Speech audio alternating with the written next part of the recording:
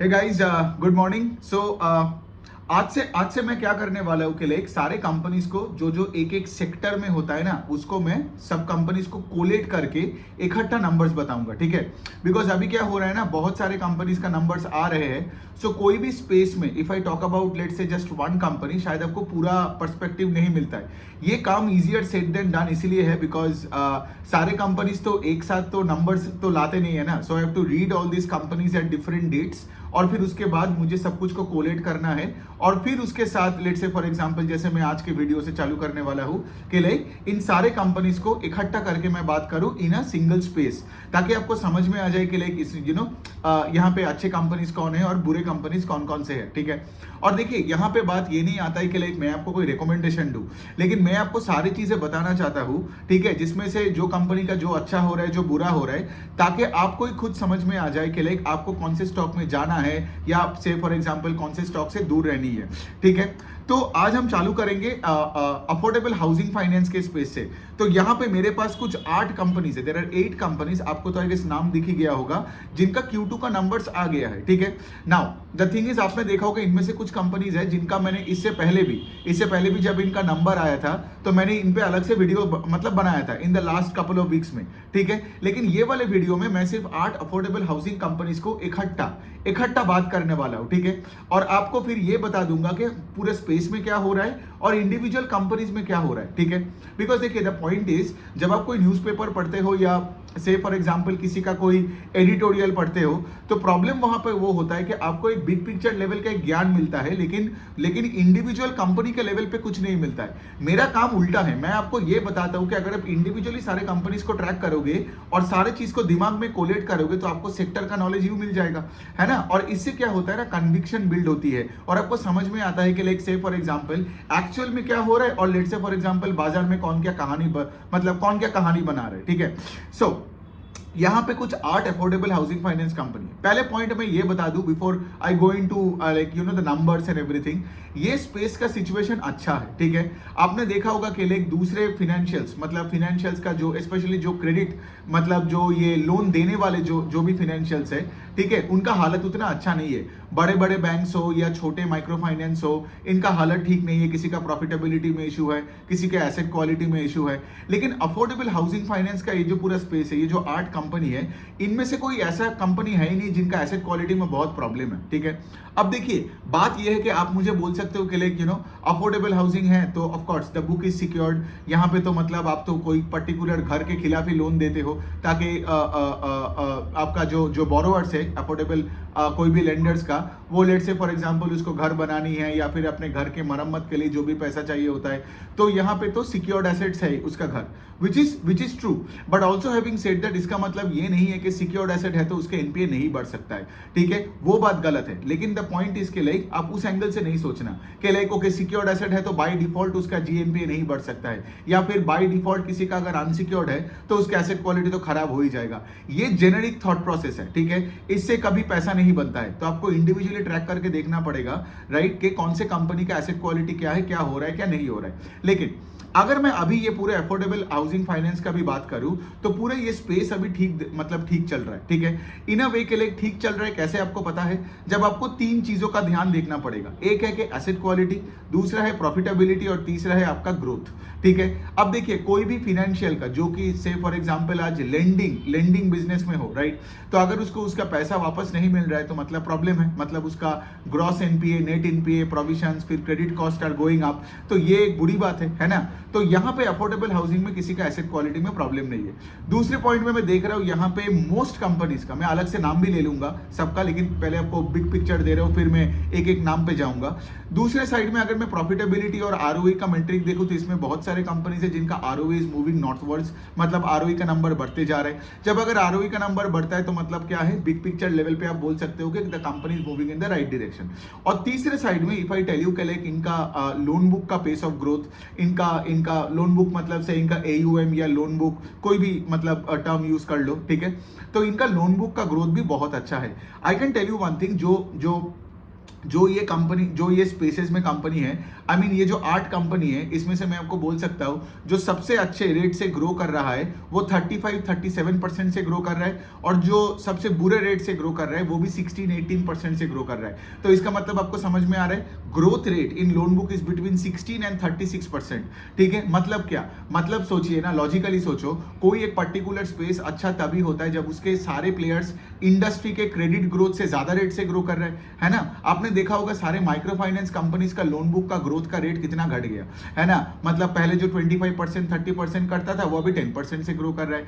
मतलब देखिए, जब भी घर में प्रॉब्लम आता है कोई भी लेंडिंग के साइड में फाइनेंशियल्स का, तो उनका सबसे पहले वो क्या करते हैं, अपने लोन बुक के ग्रोथ के पेस को घटाते हैं और वो कलेक्शंस पे ज्यादा फोकस करते हैं। ठीक है, लेकिन अफोर्डेबल हाउसिंग फाइनेंस में ऐसा कोई प्रॉब्लम नहीं है। ठीक है, तो अभी चलिए यहाँ पे मैं आपको बताता हूँ कि लाइक अच्छे प्लेयर्स और बुरे प्लेयर्स। ठीक है, अब देखिए इनमें भी ये जो 8 नाम है, इनमें भी आप सेग्रीगेशन कर सकते हो, सेग्रीगेशन कर सकते हो इन द से फॉर एग्जांपल ये तीनों पैरामीटर में। ठीक है, मतलब ग्रोथ, प्रॉफिटेबिलिटी और आपका एसेट क्वालिटी। ठीक है, अब अगर मैं आपको अच्छे प्लेयर्स का बात बोलूं, ठीक है, मतलब जो लेट से 30% ऊपर से ग्रो कर रहे हैं, तो यहां पे मेरे पास कुछ 3 नाम आते हैं। एक होता है आपका होम फर्स्ट फाइनेंस, जिनका होम फर्स्ट फाइनेंस का लोन बुक 34% से ग्रो किया Q2 ओवर Q2। ठीक है, फिर आता है इंडिया शेल्टर, जिनका लोन बुक 36% से ग्रो किया Q2 ओवर, मैं सब YOY का नंबर बता रहा हूँ इन Q2। ठीक है, और उसके बाद आता है आपका एप्टस वैल्यू हाउसिंग करके एक और अफोर्डेबल हाउसिंग फाइनेंस कंपनी है, जो अपने लोन बुक को 27% से ग्रो किया। ये जो तीनों कंपनी है, ये तीनों अफोर्डेबल हाउसिंग फाइनेंस, ये जो 8 कंपनी है, ये सबसे तगड़ा रेट से ग्रो कर रहा है। ठीक है, ये हो गई बात। अब उसके नीचे कौन आता है, उसके नीचे आता है आपका बिजनेसेस लाइक आपका आवास फाइनेंशियर्स, जो अपने लोन बुक को आई थिंक ग्रो कर रहे हैं 20% से। फिर आपका आता है आधार हाउसिंग फाइनेंस, जो अपने लोन बुक को 21% से ग्रो कर रहा है।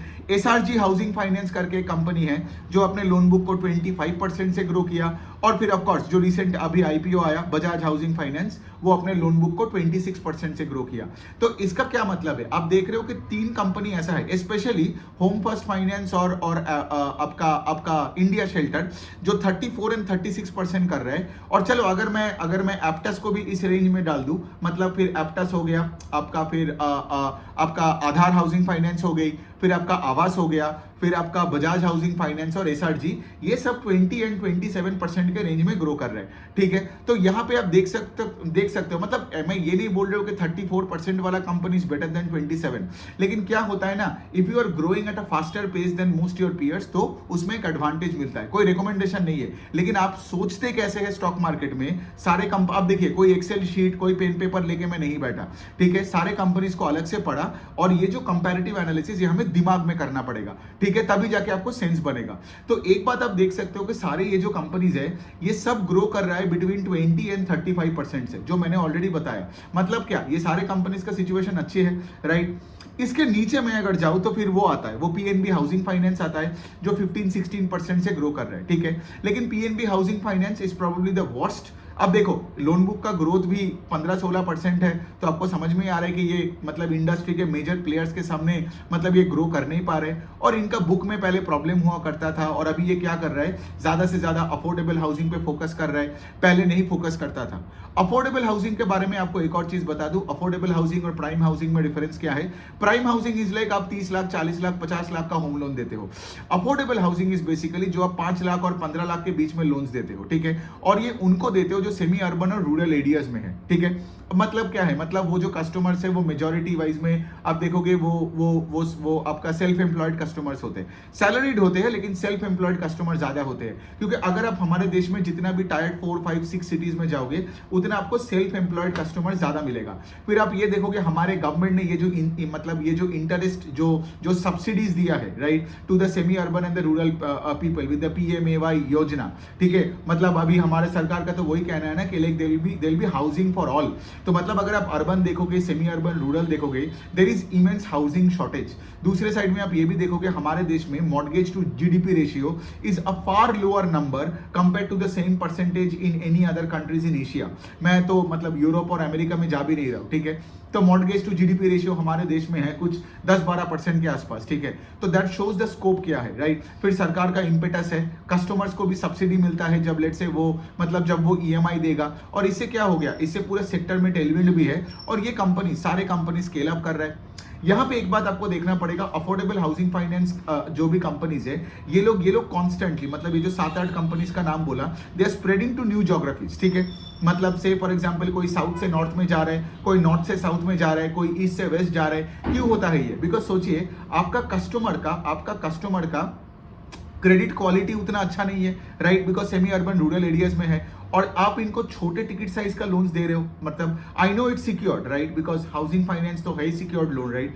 तो लेकिन छोटे टिकट साइज में आप लोन्स दे रहे हो, लेकिन सिंस आपके कस्टमर का उतना अच्छे क्रेडिट क्वालिटी, क्रेडिट रेटिंग वगैरह नहीं है, तो आपको ऐसे बहुत लोगों को लोन देना पड़ेगा, जस्ट लाइक माइक्रो फाइनेंस या एमएसएमई की तरह। समझ में आ रहा है आपको? माइक्रो फाइनेंस या एमएसएमई की तरह आपको बहुत लोन्स देना पड़ेगा, राइट, क्योंकि यहाँ पे कुछ ना कुछ तो बैड लोन्स तो आपका बनेगा ही।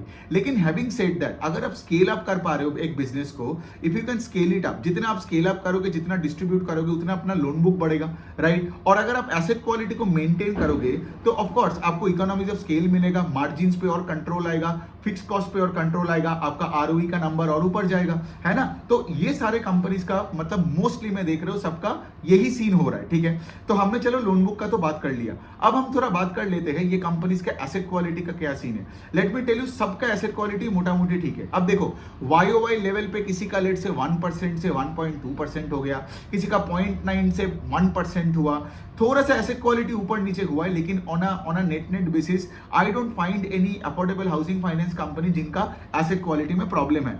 मतलब अगर मैं आपको नंबर्स वगैरह बताऊं, जैसे फॉर एग्जांपल अगर मैं आवास का बताऊं तो आवास का भी जीएनपीए का नंबर है 1%, यहाँ पे आधार का बताऊं तो वो भी कुछ 1% के आसपास है।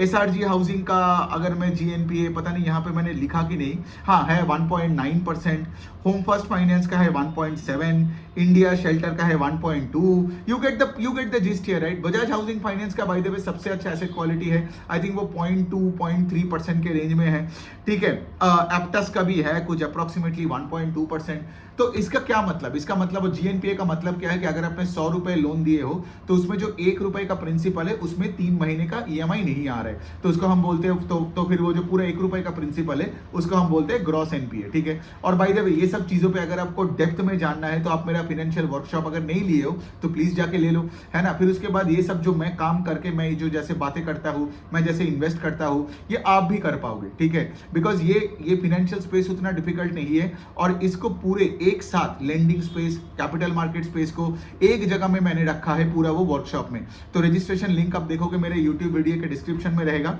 या फिर अगर आप मेरे को ट्विटर में ये वीडियो देख रहे हो तो वहां पे नीचे कमेंट सेक्शन में वीडियो के नीचे भी रहेगा, ठीक है। तो आप जाके रजिस्टर कर लो, 1-2 दिन सिर्फ एक पेन और पेपर लेके बैठो और पूरा स्किल सेट लेके निकलो, ओके। तो यहाँ पे क्या है, मैंने पहले बोला लोन बुक का, so if I come back to now, loan book का ग्रोथ बोला, एसेट क्वालिटी सबका ठीक है। और अब हमें क्या देखनी पड़ेगी कि लाइक सब अपने अपने मार्जिन और आरओई को प्रोटेक्ट कर रहे हैं कि नहीं। और मोटा मोटी में देखा कि सबका मार्जिन प्रोफाइल भी पूरा कंसिस्टेंट है। अब देखो यहाँ पे क्या सिचुएशन है, ये जो अफोर्डेबल हाउसिंग फाइनेंस कंपनीज है, ठीक है, इनका तो कोई करंट अकाउंट, सेविंग्स अकाउंट नहीं है, ये तो रिटेल डिपॉजिट उठा नहीं पाएगा। इनका मेजर सोर्स ऑफ फंडिंग कहां से आता है? बैंक से आता है, राइट। अब आपने सुना होगा, राइट, कि पिछले 2-3 सालों में इन्फ्लेशन का प्रॉब्लम, रेपो रेट बढ़ गया, ये वो, तो क्या हुआ, बैंक्स ने अफोर्डेबल हाउसिंग कंपनीज को, बिकॉज बैंक्स में जो फंडिंग मिल रहा है बैंक्स को, वो भी उनका कॉस्ट ऑफ बोरिंग बढ़ गया। तो बैंक्स जो एनबीएफसीज को, because affordable housing finance companies है नथिंग बट एनबीएफसीज ना, तो इनको जो पैसा दे रहे हैं इसका भी कॉस्ट ऑफ बोरिंग बढ़ गया।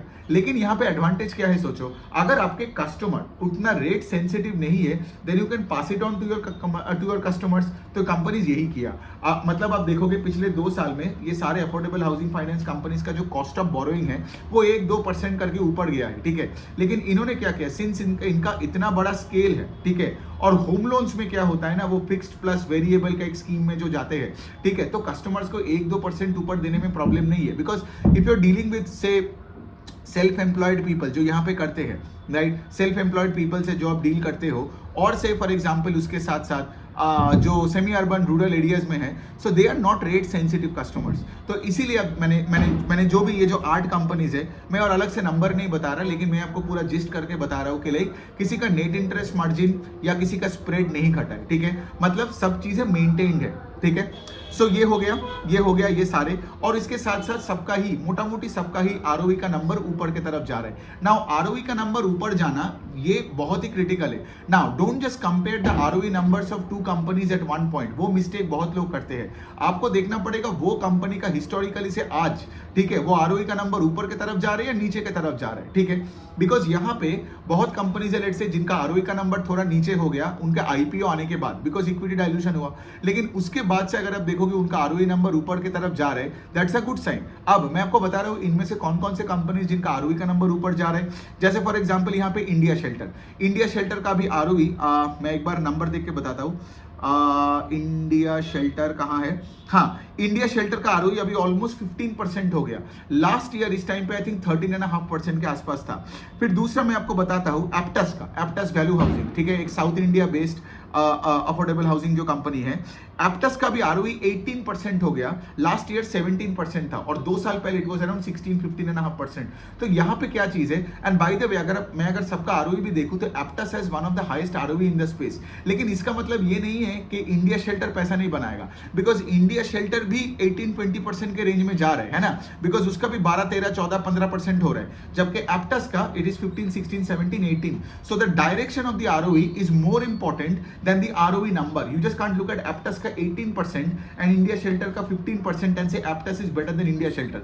आप वो बोलोगे तो मैं बोलूंगा इंडिया शेल्टर का तो 36% का लोन बुक का ग्रोथ है, एप्टस का तो 27% का ग्रोथ है ना। तो बेसिकली क्या है, the direction of the ROE is more important. अगर किसी का आरओई 6% से 8% भी होता है ना, तो मार्केट उसको भी पॉजिटिवली लेता है। समझ में आ रहा है बात को? लेकिन अगर किसी का आरओई 20 से 18 हुआ, वो प्रॉब्लमेटिक है, ठीक है। और अगर किसी का आरओई नीचे आया, मतलब क्या, उसका स्प्रेड में प्रॉब्लम आया या फिर उसका क्रेडिट कॉस्ट बढ़ गया, ये दोनों ही तो मेन चीजें होता है जहां पे आपका नेट इनकम का ग्रोथ में हिट होता है और आपका आरओई इफेक्ट हो जाती है ना। लेकिन just to come back to this, तो एप्टस का जैसे आरओई 18 ऊपर की तरफ जा रहा है, इंडिया शेल्टर का भी ऊपर की तरफ जा रहा है, होम फर्स्ट का भी ऊपर की तरफ जा रहा है। होम फर्स्ट का आरओई अभी 16.5% है, एक साल पहले वो आई थिंक 15.5 था, 2 साल पहले वो आई थिंक 14.5 या 15 के रेंज में था। तो इसका मतलब क्या है, आप एक चीज ऑब्जर्व कर रहे हो यहाँ पे, सारे कंपनीज का आरओई ऊपर की तरफ जा रहे हैं। देयर लोन बुक का growth rate, right, is far higher than system credit growth. System credit growth मतलब मैं अगर सारे बैंक्स एनबीएफसी को मिला के बोलूं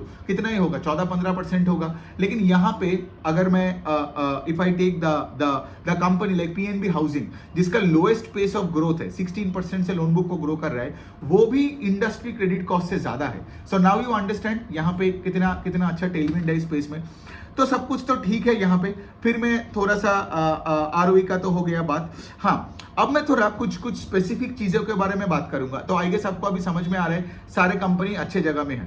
अब कुछ स्पेसिफिक सवाल जो आपका होते हैं कि let's say Bajaj housing finance, ठीक है, ये स्टॉक आईपीओ के बाद से नीचे ही जा रहा है, इसमें प्रॉब्लम क्या है? ये तो मैं पहले बोल के थक चुका था कि आप सोचो आज बजाज हाउसिंग फाइनेंस, ठीक है, जो 26% से ग्रो कर रहा है, आज आप देख रहे हो कि इसके आगे एप्टस है, इसके आगे आपका होम फर्स्ट है और इंडिया शेल्टर है। These 3 companies are growing at a faster pace than Bajaj housing Finance. और तो फिर मैं बजाज हाउसिंग फाइनेंस से, और इनका एसेट क्वालिटी भी बजाज हाउसिंग फाइनेंस जैसे ही अच्छा है, इनका asset quality 30+ DPD buckets, provisions, credit cost सब कंट्रोल में है। तो सिर्फ बजाज का नाम है, इसका मतलब ये थोड़ी है कि मैं एक लोअर ग्रोथ वाला कंपनी को ले लूं and you know lower growth वाला कंपनी को ले लूं and pay 2 times the price to book than what I am paying for all the remaining companies। 2 times मतलब मैं एक रफ एस्टिमेट करके बता रहा हूँ, बिकॉज आज भी Bajaj housing finance is more expensive than the likes of India shelter and home first finance and Aptus and so on and so fourth, ठीक है। तो फिर मैं ये क्यों दूं, है ना? अगर मैं किसी को लेट से फॉर एग्जांपल सबसे हाई प्राइस टू बुक या प्राइस टू अर्निंग दे भी रहा हूं, that company should be growing at a much faster pace than its peers ना। अब देख रहे हो, समझ में आ रहा है कि मैं ये पीयर टू पीयर एनालिसिस क्यों कर रहा हूं, ताकि आपको ये पूरा क्लैरिटी मिल जाए कि कौन किस जगह में है। बिकॉज आपका कैपिटल लिमिटेड है, करेक्ट, तो आपका कैपिटल कहीं जब जाएगा या कहां नहीं जाएगा वो डिपेंड करेगा बाकियों में भी, राइट। सो अगर मैं देखता कि बाकी कोई कंपनी नहीं है जो बजाज हाउसिंग फाइनेंस के ऊपर रेट से 26% के ऊपर से ग्रो नहीं कर पा रहा है, तो फिर मैं शायद ये वाले वैल्यूएशन में भी मैं बोलता कि ठीक है, चलो अगर हाउसिंग फाइनेंस मुझे खेलना है तो शायद मुझे यही देना पड़ेगा। But if I have companies growing between 30, 35, 37% and are available let's say at मतलब almost like 0.5 to 0.7 times Bajaj housing Finance का बुक, राइट। सो मैं बजाज हाउसिंग फाइनेंस पे क्यों जाऊं? यहाँ पे कुछ और मैं बात कर सकता हूँ, जैसे फॉर एग्जांपल अगर मैं आवास का बात करूँ यहाँ पे, क्योंकि अभी मैं थोड़ा सा इंडिविजुअल बात करता हूँ, ठीक है, इंडिविजुअल कंपनीज के बारे में बात करता हूँ। आवास का देखिए ग्रोथ रेट सिर्फ 20% है, बिकॉज इनका ना एक टेक्नोलॉजी ट्रांसफॉर्मेशन हुआ। आवास is a Rajasthan based housing finance company जो अभी वही डिस्ट्रीब्यूट किए जा रहे हैं, बिकॉज मुझे चाहिए अफोर्डेबल हाउसिंग फाइनेंस कंपनी जो नए नए ज्योग्राफीज में जाए, because of the reason I already said. तो आवास का रिसेंटली उन्होंने क्या किया, आई थिंक उन्होंने रिसेंटली तमिलनाडु में होसूर करके एक जगह है जहां पे उन्होंने पहला ब्रांच खोला। तो मतलब क्या, आवास एक राजस्थान बेस्ड था, राजस्थान एमपी महाराष्ट्र वहां पे उनका प्रेजेंस ज्यादा था। आई थिंक वो 2021 में कर्नाटका में गया और कर्नाटका में वो लोग अच्छा किया। तो अभी कर्नाटका से वो लोग क्या करना चाहते हैं, तमिलनाडु केरला के साइड जाना चाहता है, because now they feel they have a better hold in the southern market, है ना। लेकिन बिकॉज ये राजस्थानी कंपनी था, है ना, तो बिकॉज अच्छी बात है ये, पहले आप एक नया जगह में जब जा रहे हो तो you don't just go and open branches like anything, आप धीरे धीरे करके स्केल अप करोगे, बिकॉज मतलब कस्टमर का कल्चर अलग होता है ना, बैकग्राउंड अलग होती है। तो वही वाला पॉइंट है, धीरे धीरे करके करनी है। तो अच्छी बात है, कर्नाटका में दे डिड वेल। तो क्या है ना, एक तो वो कर्नाटका में गया, साउथ इंडिया में स्केल अप कर रहा था, तो खर्चे में प्रेशर था। दूसरे साइड में इन्होंने पूरा टेक ट्रांसफॉर्मेशन किया। मतलब क्या है, टेक ट्रांसफॉर्मेशन के बाद आज सारे लोन्स पूरा पेपरलेस प्रोसेस हो गया, है ना, टर्न अराउंड टाइम और भी आपका कम हो गया। तो इससे क्या है ना कि लाइक लोन डिसबर्स करने में, एसेट क्वालिटी चेक करने में, ये सब कुछ करने में जल्दी होता है इफ यू यूज टेक्नोलॉजी। तो सिंस आवास ने ये सब चीजों पे आई थिंक पिछले 1-1.5 साल से यही कर रहा था, तो इसी वजह से इनका डिसबर्सल का उस रेट से ग्रो नहीं कर रहा था। तो ये एक इंपॉर्टेंट पॉइंट है। लेकिन इस बार का अगर मैं नंबर बताऊं तो 20% का ग्रोथ है। आगे जाके I would want to see Aavas to grow at a faster pace than 20। Why? Because technology transformation के बाद अगर आपका बिजनेस का लोन बुक का ग्रोथ का रेट नहीं बढ़ता है, आरओई ऊपर की तरफ और नहीं जाता है, तो फिर आपने ये क्यों किया? Got it? तो इस तरीके से आपको आवास को देखना है, ठीक है। फिर उसके बाद मैं बोल सकता हूं कि like business like SRG housing finance को देखना। एसआरजी हाउसिंग फाइनेंस एक यूनिक मॉडल है जो एकदम गांव वाला को होम लोन देता है, ठीक है, गांव वाले को, ठीक है। बाकी जो कंपनीज है ना, आप देखोगे वो टायर 1 और टायर 5 सिटीज में है। एसआरजी का मैं आपको बता सकता हूं, उनका एवरेज टिकट साइज सिर्फ 5 लाख का है, ठीक है। बाकी जो ये आवास और होम फर्स्ट और इंडिया शेल्टर एंड ऑल, उन सब का एवरेज टिकट साइज 10 लाख के आसपास है, मतलब ये होम लोन का बात कर रहा हूं। लेकिन यहाँ पे इनका टिकट साइज है एवरेज का 5 लाख का। तो यहाँ पे क्या है, ये थोड़ा सा और रिस्की मॉडल है, लेकिन यहाँ पे इनका यील्ड पे कंट्रोल और ज्यादा अगर हुआ तो ये लोग ज्यादा पैसा बना के दे सकता है शेयर होल्डर्स को। लेकिन इस कंपनी में कोई प्रॉब्लम नहीं है। अब देखिए यही वाला इशू है, सिंस ये लोग और भी गांव वालों के पास है, ठीक है, और भी एकदम बॉटम ऑफ द स्ट्रेटा में है, तो इसीलिए आप देखोगे एसआरजी का जीएनपीए का नंबर 2% के आसपास है। जबकि जो लेट से शहर के आसपास है और अपने लेट से सिटी के लोगों को लेंड करते हैं, वहां का जीएनपीए 1%, 0.5% के आसपास है। But this is fine actually, you can't say 1.9 is poorer than 0.5, because geography अलग है, कस्टमर्स अलग है। आपने देखा होगा, बहुत लोग मुझे ये बोलते हैं 5 स्टार बिजनेस फाइनेंस जो एकदम से टायर 3, 4, 5 सिटीज के लोगों को ये जो एमएसएमई लेंड करते हैं, ठीक है, उनका ये जो कलेक्शन बकेट्स देख के लोग डर जाते हैं। ये DPD 30+ is 8% of the book, but उनका बिजनेस मॉडल ही ऐसा है। जैसे मैं क्या बोल रहा हूँ कि अगर आप शहरों के लोगों को लेंड करते हो तो आपका क्रेडिट कॉस्ट क्या होगा, 10 basis point, 20 basis point, 30 basis point. लेकिन अगर आप गांव वाले को लेंड करते हो तो आपका क्रेडिट कॉस्ट वैसे ही बढ़ के लेट से फॉर एग्जांपल होगा 200 बेसिस पॉइंट, ठीक है। तो आपका, लेकिन द पॉइंट इज आपको देखना पड़ेगा, ट्रैक करना पड़ेगा वो नंबर किस दिशा में जा रहे हैं। Got it? ऐसा नहीं करना है कि लोग क्या कर देते हैं ना, लोगों को, इसीलिए मैं बोलता हूं ना, आपको धंधा समझ में आना चाहिए। वरना क्या करोगे, आप देखोगे 10 बेसिस पॉइंट और 200 बेसिस पॉइंट, आपको लगेगा 200 basis point credit cost is poorer than 10 basis point. लेकिन अगर आप गांव वाले को मतलब केटर कर रहे हो तो आपका तो एसेट क्वालिटी थोड़ा सा खराब भी होगा, राइट, कंपेयर टू लेट से शहरों वाला। ये तो मतलब ऑरेंज टू ऑरेंज कंपैरिजन हुआ ही नहीं, तो ये तो एप्पल एंड ऑरेंज का कंपैरिजन हो गया।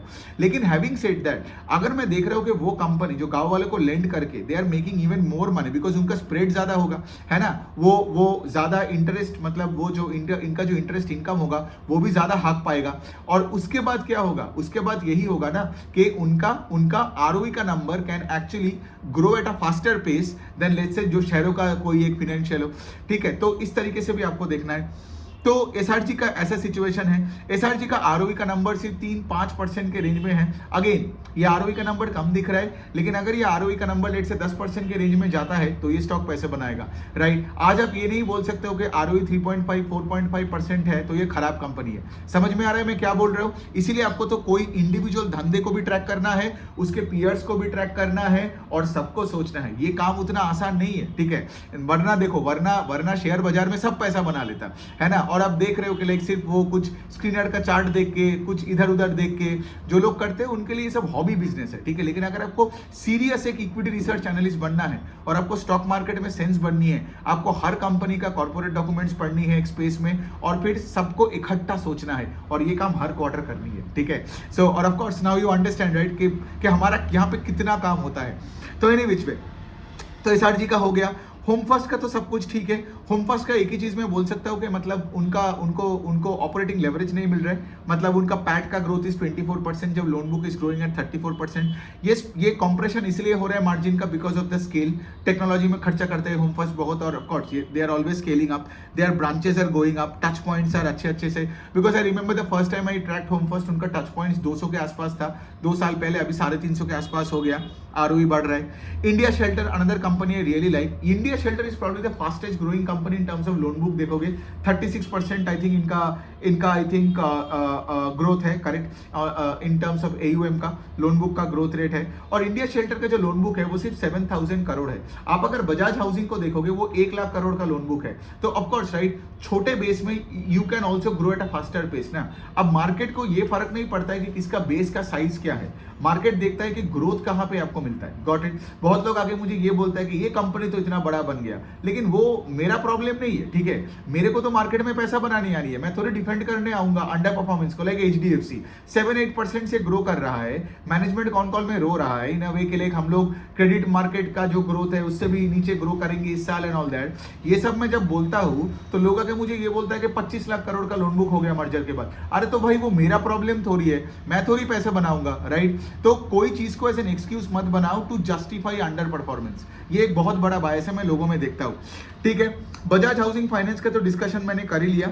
उनका आरओई का नंबर घटा है बिकॉज उनका आईपीओ आया रिसेंटली, तो 16 से 13% हुआ है। इसका मतलब ये नहीं कि कंपनी में प्रॉब्लम है। और by the way Bajaj housing का कोई प्रॉब्लम नहीं है, मैं एज एन इन्वेस्टर के एंगल से बात किया। Got it. उनका एसेट क्वालिटी ठीक है, 26% से लोन बुक ग्रो कर रहा है, ठीक है। उनका नेट इंटरेस्ट मार्जिन भी स्टेबल है। द थिंग इज के लाइक अगर आप बाजार में इन्वेस्ट कर रहे हो, ठीक है, तो अगर एक रेस फॉर एग्जांपल अगर आप पकड़ोगे कि यहाँ पे 8 घोड़ा है और एवरी घोड़ा is like every affordable housing finance company, तो बजाज हाउसिंग फाइनेंस के लिए is basically like you are paying a lot more money in terms of higher price to book for a घोड़ा which is like in the 4th और the 5th position, ठीक है, in terms of growth, right. तो growth के angle से आप मतलब growth rate के एंगल से आप 4th पोजिशन में हो या 5th पोजिशन में हो, and why should I pay the highest price to book in the industry, right, for you, right, just because Bajaj का नाम है। ऐसा होता नहीं है। वो सब इन्वेस्टर्स का मतलब क्या बोलते हैं, वो कहानी बना के रखते हैं एवरीथिंग। लेकिन मार्केट तो रैशनल है ना, पैसा रैशनल है। पैसा का मतलब थोड़ी मार्केट ये बोलेगा अच्छा ये बजाज है तो इसको ऊपर करो, बाकी स्टॉक्स जो इससे बेटर कर रहे हैं इन terms of growth and ROE उसको नीचे करो, वैसा होता नहीं है, ठीक है। ये हो गया बात। पीएनबी हाउसिंग फाइनेंस बेसिकली पहले क्या था, पहले सिर्फ एक प्राइम होम फाइनेंस कंपनी था, लेकिन अभी वो अफोर्डेबल साइड में आ रहा है, अफोर्डेबल हाउसिंग फाइनेंस के साइड में आ रहा है। और द पॉइंट इज के लिए ऑफ कोर्स अभी इनका मॉडल थोड़ा बदल रहा है। मैंने यहाँ पे एलआईसी हाउसिंग फाइनेंस को ट्रैक नहीं किया अभी, पता नहीं उनका नंबर आया कि नहीं, लेकिन देख के चलो एक और वीडियो बना ही दूंगा इसके बाद। लेकिन PNB housing finance, LIC housing finance, एक और कंपनी में भूल गया, कैनफिन हाउसिंग, ठीक है, वो भी चलो यहाँ पे मतलब मैं बोल ही सकता हूँ। कैनफिन का भी उतना ग्रोथ नहीं है। मैं एक बार कैनफिन का एक सेकंड देखता हूँ, I think I tracked Canfin. हाँ, कैनफिन का लोन बुक सिर्फ 10% से ग्रो किया। मतलब क्या, वो पीएनबी हाउसिंग से भी बदतर है, मतलब फालतू है, ठीक है। सिर्फ 10% से ग्रो किया। और कैनफिन का तो पिछले 2-3 साल में सीईओ चेंज हो गया, फिर उनके ब्रांचेस में फ्रॉड्स निकलते हैं, मतलब क्या करे इसका। और इसका देखो, इसका ऑपरेटिंग प्रॉफिट्स भी एकदम फ्लैट है, लोन बुक 10% ग्रोथ है। तो ऐसे कंपनीज में आप क्या पैसे बनाओगे, ठीक है। तो ये जो पीएसयूज का जो सब्सिडियरी या जो भी कंपनी जैसे हाउसिंग फाइनेंस कंपनी है, कैनफिन वर्स्ट है, उसके बाद ये पीएनबी और एलआईसी हाउसिंग फाइनेंस आता है, ठीक है। सो ये हो गया बात। और आई गेस मैंने तो सारे कंपनीज को कवर कर ही लिया। एप्टस का बता दूं, एप्टस बहुत अच्छा लगता है मुझे। एप्टस का जैसे मैंने बताया, उसका भी इंडिया शेल्टर की तरह, और इंडिया शेल्टर, एप्टस और आपका होम फर्स्ट फाइनेंस, तीनों का आरओई ऊपर की तरफ जा रहा है। एसेट क्वालिटी ठीक है। एप्टस का अगर मैं कलेक्शन एफिशिएंसी बताऊं तो वो कंसिस्टेंटली हमेशा 99% के ऊपर रहता है। सो कोई प्रॉब्लम नहीं है। एप्टस जैसे उड़ीसा और Maharashtra way the two new states जो लास्ट ईयर से एंट्री मारा, तो अभी क्या हो रहा है, एप्टस साउथ इंडिया बेस्ड है, लेकिन अभी महाराष्ट्र और उड़ीसा मतलब वेस्टर्न मार्केट और ईस्टर्न मार्केट में भी अभी टारगेट कर रहा है, तो सब कुछ ठीक है। तो ये हो गया इसका। और क्या है, और तो सब कुछ तो ठीक है। इंडिया शेल्टर का अगर मैं बताऊं तो इनका आप देखोगे, इनका अभी 260 ब्रांचेस है, लेकिन ये लास्ट क्वार्टर में इंडिया शेल्टर ने 24 ब्रांचेस ऐड कर लिया। तो इंडिया शेल्टर का तो ब्रांच एडिशन ही 20-25% के ऊपर है, ठीक है। इसीलिए आप देख रहे हो उनका लोन बुक 35, 37, 40% के रेंज में ग्रो कर रहा है। So everything is fine. बहुत हो गया, ऑलमोस्ट 30 मिनट्स का video. I am like literally out of breath, लेकिन आई गेस सबको समझ में आया कि यहाँ पे मतलब सारे कंपनीज को इकट्ठा सोचते कैसे हैं, ठीक है। और उसके साथ साथ ऑफ कोर्स आप मेरा वो वर्कशॉप ले लो, बिकॉज उससे क्या होगा ना, आप ये सारे स्पेसेस हो जाए, in the lending space, in the non lending space, आप इस तरीके से सोच पाओगे और स्किल सेट बना लोगे। किसी को पूछना नहीं पड़ेगा, किसी के पास जाना नहीं पड़ेगा, कैसे पीपीटीज पढ़ते हैं, कौन कॉल पढ़ते हैं। और ये जो मैंने वीडियो में आपको ये दिखाया कि कौन कौन से पैरामीटर्स और मेट्रिक्स को आपको देखनी है, ठीक है।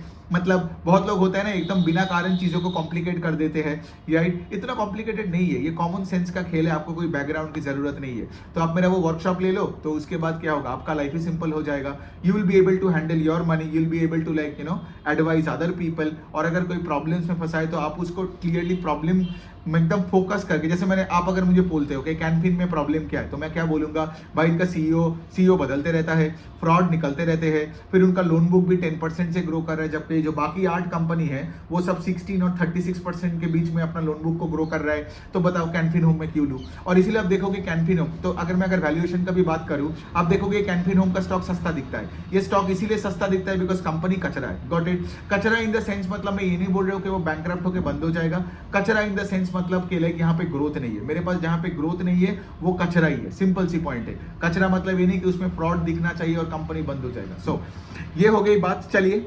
32 मिनट्स का वीडियो हो गया। तो अगर आपने पूरा वीडियो देखा तो और भी कॉन्ग्रेचुलेशंस आपको। आपका पेशेंस और कंसंट्रेशन बहुत बढ़िया है।